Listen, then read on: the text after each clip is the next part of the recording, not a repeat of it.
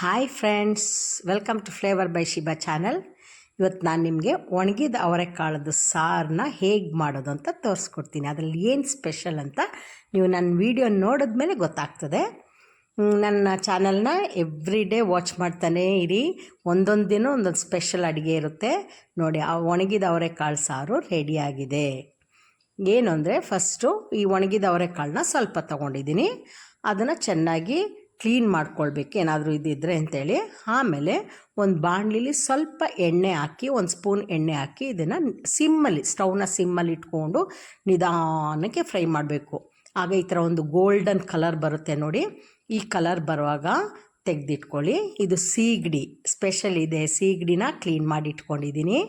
ಆಮೇಲೆ ಕುಕ್ಕರಲ್ಲಿ ನೋಡಿ ಹಾಕ್ಕೊಳ್ಬೇಕು. ಇದನ್ನು ಒಣಗಿದ ಅವರೆಕಾಳು ಹಾಕ್ಕೊಂಬಿಟ್ಟು ನಾವು ಹುರಿದಿರ್ತೀವಿ ನೋಡಿ ಎಣ್ಣೆಲಿ, ಅದನ್ನು ಕುಕ್ಕರ್ಗೆ ಹಾಕ್ಕೊಳ್ಳಿ. ಬಿಸಿ ನೀರು ಹಾಕಬೇಕು, ಅದಕ್ಕೆ ತಣ್ಣೀರು ಹಾಕಬಾರ್ದು. ಬಿಸಿ ನೀರು ಹಾಕಿಬಿಟ್ಟು ಒಂದು 2 ವಿಷಿಲ್ ಬರಲಿ. ಒಂದು ವಿಷಿಲ್ ಫುಲ್ ಫ್ಲೇಮ್, ಇನ್ನೊಂದು ಸಿಮ್ಮಲ್ಲಿ ಇಟ್ಕೊಂಡು ಬರಲಿ, ಆಗ ಚೆನ್ನಾಗಿ ಬೆಂದಿರುತ್ತೆ ನೋಡಿ. ಟೊಮೆಟೊ, ಆಮೇಲೆ ಬದನೆಕಾಯಿ, ಆಲೂಗಡ್ಡೆ ಮತ್ತು ಸೀಗಡಿ, ಇದು 4 ರೆಡಿ ಮಾಡಿ ಇಟ್ಕೊಂಡಿದ್ದೀನಿ.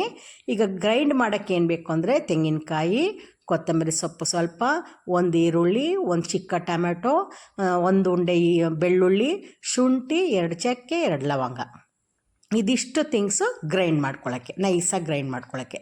ಈಗ ಮಿಕ್ಸಿ ಜಾರ್ಗೆ ಅದನ್ನೆಲ್ಲ ಹಾಕ್ಕೊಳ್ಳೋಣ. ಅದ್ರ ಜೊತೆಗೆ ಅಚ್ಕಾರದ ಪುಡಿ 1 ಚಮಚ ಧನಿಯಾ ಪುಡಿ ಹಾಕ್ಕೊಳ್ಬೇಕು.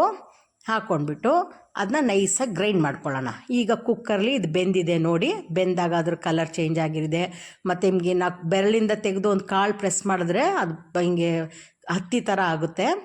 ಅದಾದಮೇಲೆ ಆಲೂಗಡ್ಡೆ, ಟೊಮೆಟೊ, ಬದನೆಕಾಯಿ, ಆಮೇಲೆ ಸೀಗಡಿ, ಇದಿಷ್ಟನ್ನು ಹಾಕ್ಕೊಳ್ಬೇಕು. ಆನಂತರ ನಾವು ರುಬ್ಬಿರ್ತೀವಿ ನೋಡಿ ಮಸಾಲೆ, ಆ ಮಸಾಲೆನೂ ಹಾಕ್ಕೊಳ್ಬೇಕು. ಸಖತ್ತಾಗಿರುತ್ತೆ ಸಾರು.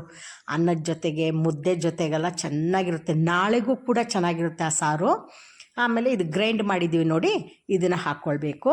ಹಾಕ್ಕೊಂಬಿಟ್ಟು ಅದ್ರ ಜೊತೆಗೆ ಮಾಂಸ ಸಾರದ ಪುಡಿ ಹಾಕ್ತಾಯಿದ್ದೀನಿ.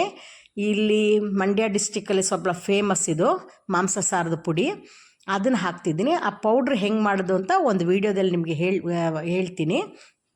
ಆಮೇಲೆ ನಾವು ನೀರು ಹಾಕ್ಕೊಳ್ಬೇಕು. ಎಷ್ಟು ತುಂಬ ನೀರು ಆಗಬಾರ್ದು ಸಾರು, ಒಂದು ತಿಕ್ಕಾಗಿರ್ಬೇಕು ಸಾರು. ಆ ಥರ ನೀರು ಹಾಕ್ಕೊಂಡು ಎಲ್ಲ ಉಪ್ಪು ಖಾರ ಎಲ್ಲ ಕರೆಕ್ಟಾಗಿದೆಯಾ ನೋಡ್ಕೊಳ್ಳಿ. ಕುಕ್ಕರ್ದು ಲಿಡ್ನ ಮುಚ್ಚಿ ಒಂದೇ ಒಂದು ವಿಷಿಲ್ಗೆ ತೆಗೀರಿ ನೋಡಿ. ಸಾರು ರೆಡಿಯಾಗಿದೆ. ತುಂಬ ಟೇಸ್ಟಿಯಾಗುತ್ತೆ. ತಿನ್ನುವಾಗ ಸೀಗಡಿದು ಸ್ಮೆಲ್ಲು, ಒಣಗಿದ ಅವರೆಕಾಳ್ದು, ಅದ್ರ ಜೊತೆಗೆ ಬದನೆಕಾಯಿ, ಅದೆಲ್ಲ ಒಂಥರ ಖುಷಿ ಅನಿಸುತ್ತೆ ಊಟ ಮಾಡುವಾಗ. ಮುದ್ದೆಗೂ ಸೂಪರಾಗಿರುತ್ತೆ. ನಿಮ್ಮ ಮನೆಗಳಲ್ಲಿ ಮಾಡಿ ಇದರ ಟೇಸ್ಟ್ ಹೆಂಗಿದೆ ಅಂತ ನೀವು ನನಗೆ ಹೇಳಬೇಕು. ನೆಕ್ಸ್ಟ್ ವೀಡಿಯೋದಲ್ಲಿ ನಮಗೆ ಮೀಟ್ ಮಾಡೋಣ. ಅಲ್ಲಿವರೆಗೂ ಟೇಕ್ ಕೇರ್.